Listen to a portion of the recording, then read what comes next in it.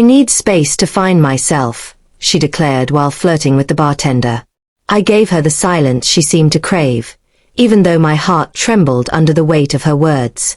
It wasn't the first time she had spoken of needing distance, but this time felt different. Colder, final, like she had already stepped out of our story while I was still holding on to the last page. I sat there watching her laugh, her hand brushing against the bartender's arm as if I had turned invisible. The room felt smaller, yet I felt miles away from her. When we first met, she had been a whirlwind of warmth and curiosity, the kind of person who could make an ordinary day feel like a celebration. Now, every conversation between us ended in sighs and unfinished thoughts. That night, I didn't argue. I simply picked up my coat and left before the ache in my chest could spill into words I'd regret. The city outside was quiet, the kind of silence that makes you notice your own breathing. I walked without direction, letting the cool air calm the storm inside me. In the days that followed, her absence filled the house like a heavy fog. Her books stayed on the shelves, her coffee mug still by the sink, and yet she felt like a memory fading too fast. At first, I kept waiting for a message, a call, anything that hinted she had second thoughts. None came.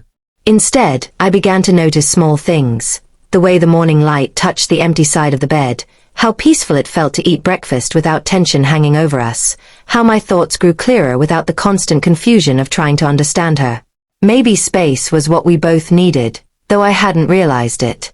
I started running again, reading the books I had abandoned, spending evenings with old friends who reminded me who I used to be. Each day hurt a little less, and each night I slept a little deeper.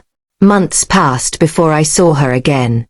It was at a mutual friends gathering, and she looked almost the same, except her smile didn't reach her eyes. She approached me hesitantly, asking how I'd been, her voice carrying that mix of nostalgia and regret. I told her I was doing fine, and for the first time, I meant it.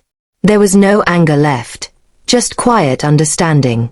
She looked at me for a moment, as if searching for the man she once knew, then smiled faintly. "I found myself," she said softly.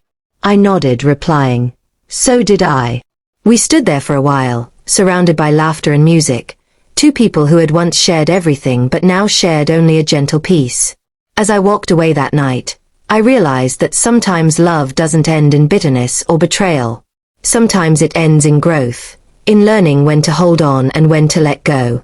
And maybe, just maybe, giving someone space to find themselves is how you finally find yourself too.